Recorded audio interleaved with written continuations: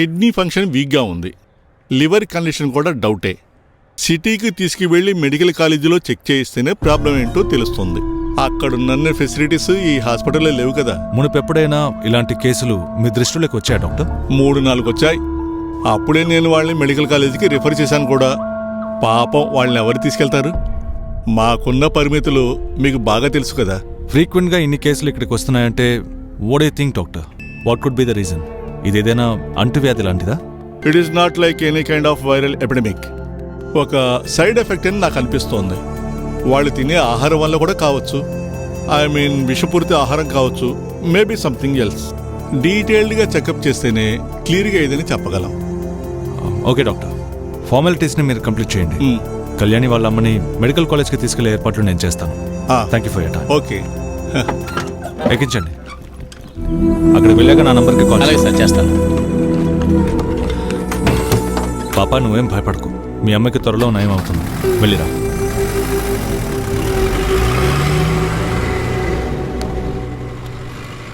Sir, మీరు పోలీసా? నన్ను చూస్తే పోలీసులు అనిపిస్తుందా? ఏమో, నాకు అలా అనిపించింది, అందుకే అలా అడిగాను. పోలీసులంటే భయమా? నాకెందుకు పోలీసులంటే భయం? అయితే చెప్పు, మయూరాక్షి జర్నల్ నీ బ్యాగ్లోకి ఎలా వచ్చింది? మీ ఇద్దరికి ఏంటి సంబంధం? చూసారా, వెంటనే మీ మొహం మారిపోయింది. దాన్ని బట్టే నేను అడిగాను మీరు పోలీసా అని. అది వదిలే, నేను అడిగిన దానికి సమాధానం చెప్పు. మయూరాక్షి చాలా రోజులు ఈ అడవిలోనే ఉన్నారు. నేను ఆ రోజు క్యాంప్కి వచ్చిన వ్యాన్లోంచి మందులు తీసింది ఆవిడ చెప్తేనే. దేనికి? ఆవిడ దగ్గర మెడికల్ షాప్లో కొనడానికి డబ్బులేవా? అలాంటిదేమీ లేదు.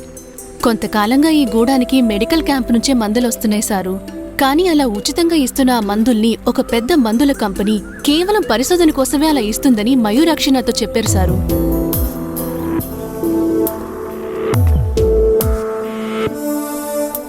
కళ్యాణి వాళ్ళ అమ్మకొచ్చింది కేవలం మామూలు జ్వరమే, కానీ ఆ మందులు వాడిన తర్వాతే అలా అయ్యింది. ఆవిడ్ని చూశారుగా, ఆవిడలాగే చాలా మంది ఉన్నారు ఈ గూడలో. ఏదో ల్యాబ్లో పరిశోధించడానికి కొన్ని మందులు కావాలని మయూరాక్షి నన్ను అడిగారు. అందుకే నేను క్యాంప్ వ్యాన్లోంచి మందులు దొంగిలించాను. ఓహో, ఈ మయూరాక్షి ఎక్కడ ఉంటారేంటి? అది నాకు తెలీదు. గూడెం గుడిలో చీటీ పెడతారు. చెప్పిన టైంకి వెళ్తే ఆవిడ్ని చూడొచ్చు మీరు. పోస్ట్ పంపే పని నాకు అప్పగించారంతే. ఈ విషయం గుర్తుపెట్టుకో. ఈసారి నువ్వు ఆవిడ్ని కలిసినప్పుడు నేను ఆవిడ్ని కలవాలనుకుంటున్నానని చెప్పు.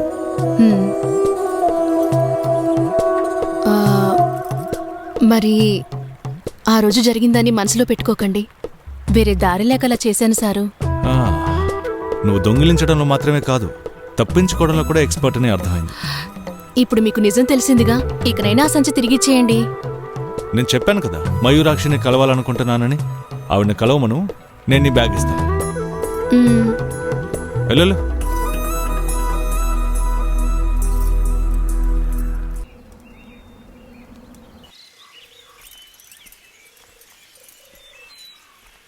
అంటే ఇదే మయూరాక్షి స్థావరం అన్నమాట, అవునా? అంటే ఇక్కడేనన్నమాట ఆవిడ నీకోసం చీటీ పెట్టేది.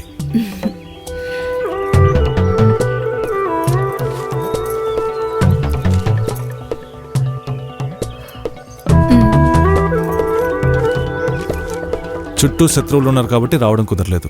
చూడు, డైరెక్ట్గా రాకపోతే నేనేం చేయలేను. ఇదిగో రాసిపెట్టు. నా మీద నమ్మకం లేని వాళ్ళని నేను నమ్మను. ఆగండి. చీటీ పెట్టిన వాళ్ళు ఎక్కడా? అది ఎవరూ లేనప్పుడు పెడతారు ఏంటి? సరే, ఇక్కడెందుకు ఇన్ని చీరలు కట్టున్నాయి? అది ఇక్కడున్న ఆదివాసుల నమ్మకం.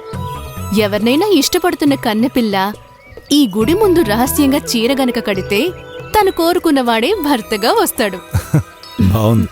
అయితే ఇక్కడ చాలా లవ్ స్టోరీస్ ఉన్నాయన్నమాట. మాలాంటి నిర్భాగ్యులకి కనీసం ఇలాంటిదేదో ఒకటి ఉండాలి కదా. ఏమైంది? మెడికల్ కాలేజ్ నుంచి రిపోర్ట్ వచ్చిందా? వచ్చింది సార్. కిడ్నీ డ్యామేజ్ కి డ్రగ్స్ సైడ్ ఎఫెక్టే కారణం అట. ఆవిడ శాంపిల్ డ్రగ్స్ తీసుకోవడం వల్ల అలా అయిందని మెడికల్ కాలేజ్ రిపోర్ట్ ఇచ్చింది. శాంపిల్స్ ఢిల్లీకి పంపావా? వాటిని ఎప్పుడో సెంట్రల్ డ్రగ్స్ లాబొరేటరీ దాన్ని కూడా పంపాను. శాంపిల్ మెడిసిన్ యొక్క సిడి రిపోర్ట్ రానివ్వు, చూద్దాం. అన్నిటికీ కారణం ఆ ఒకళదేవే. ఏంటి? అదే మయూరాక్షి. ఆవిడ అర్థం పర్థం లేని ఆర్టికలే. అందుకే మనం ఇలా నానా దెబ్బలు పడుతున్నాం. గవర్నమెంట్ని తప్పుపడి ప్రయోజనం లేదు. అంత షార్ప్ గా ఉన్నాయి ఆవిడ రాసిన రాతలు. అలా అనకండి వెంకట్ సారు. ఆవిడ ఎవరో తెలియక మీరిలా మాట్లాడుతున్నారు. అలాగైతే నీకు బాగా తెలిసిన మాట ఆవిడ ఎవరనేది. నాకు తెలుసు, మయూరాక్షి. ఆదివాసుల క్షేమం కోసం తమ జీవితాల్ని త్యాగం చేసిన వాళ్ళు మయూరాక్షి అమ్మా నాన్నలు. అందుకనే చిన్నప్పటినుంచి ఆవిడతో ఉన్నది సాధారణ ఈ ఆదివాసులే. కొంతకాలం ముందు ఆదివాసుల్ని ఇక్కడి నుంచి తరలించాలన్న విషయంలో మయూరాక్షి అమ్మా నాన్నలను తన కళ్ళ ముందే తగలబెట్టి చంపేశారు. ఏడ్చిన కళ్ళని ఆవిడ తుడుచుకోలేదు. బదులుగా తల్లిదండ్రుల ఆశయాన్ని ఆవిడ కొనసాగిస్తోంది. వెనుకబడిన వారి కోసం ప్రభుత్వంతో అరాచక శక్తులతో నిరంతర పోరాటమే ఆవిడ జీవితం. వెంకట్ సార్ చెప్పింది నిజమే. తన రాతులకు పదం ఎక్కువే. అందుకు కారణం ప్రతి వాక్యంలోనూ తను చూసేది కళ్ళ ముందే కాలి బూడిదైన తన తల్లిదండ్రులనే.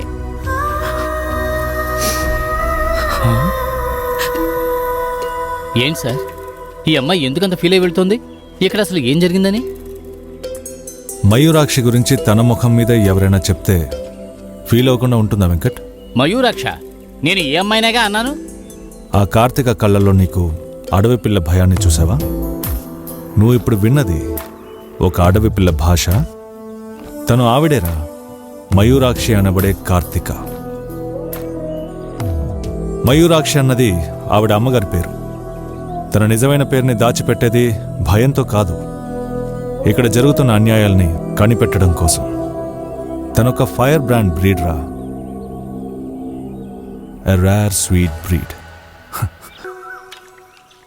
చికెన్ ఇలా ఉడుకుతున్నప్పుడు మసాలాని ఇలా చల్లావంటే అప్పుడు వస్తుంది వాసన. వస్తుంది బాగా రుచిగా ఉంటుంది అనిపిస్తుంది సారు. ఎవరది? రారా, కరెక్ట్ టైంకి వచ్చావు. వంటగదిలో మీరేం చేస్తున్నారు? చికెన్ కర్రీతో ఒక ఎక్స్పెరిమెంట్ చేస్తున్నాను. ఆహా, ఓ సారు, సూపర్, చాలా బాగుంది. థ్యాంక్ యూ సార్, మీ కాబోయే భార్య చాలా అదృష్టవంతురాలు. రోజు మంచి భోజనం దొరుకుతుంది కదా. అవునా? ఏంటి? ఏం లేదు, నీ ఎక్స్ప్రెషన్ చూస్తుంటే రుచి చూడండి. రోజు నేనే వంట చేయాల్సి వస్తుందేమో అని డౌట్. ఏమంటావు? ఎలా ఉంది? అదే మంచిదని అనుకుంటున్నాను. కార్తీక, నువ్వు వంట చేస్తావా? చేయను. చేయవా?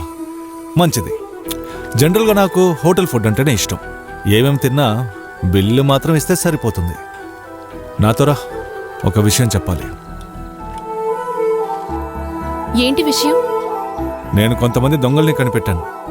ఎవరా దొంగలు? ఇండియా మొత్తం ఫేమస్ అయిన ఒక ప్రముఖ వ్యక్తి దాగుడు ముత్తల్ని నేను కనిపెట్టాను. నేను కనిపెట్టానని చెప్పింది ఇక్కడ జరిగే విషయాల్ని బయట పెట్టే వ్యక్తిని. ఇదిగో నీ బ్యాగ్.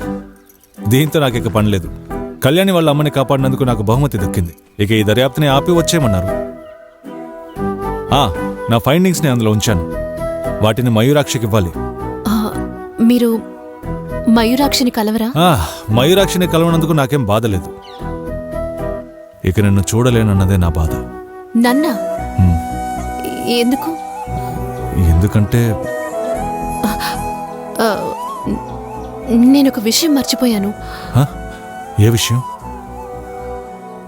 వెళ్లే ముందు కాళీమాత గుడికి వెళ్ళండి. మయూరాక్షి అక్కడ ఉంటుంది. నేరుగా చూడొచ్చు. నువ్వు ఉంటావు అక్కడ?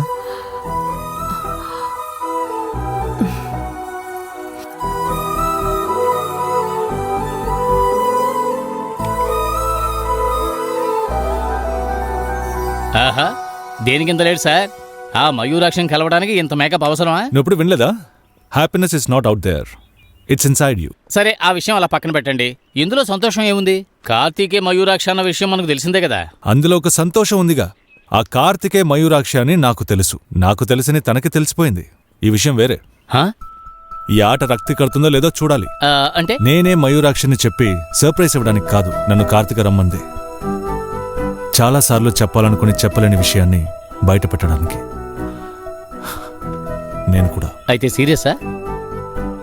ఇక నేను జీవితాంతం తనతోనే ఉండాలనిపిస్తోంది.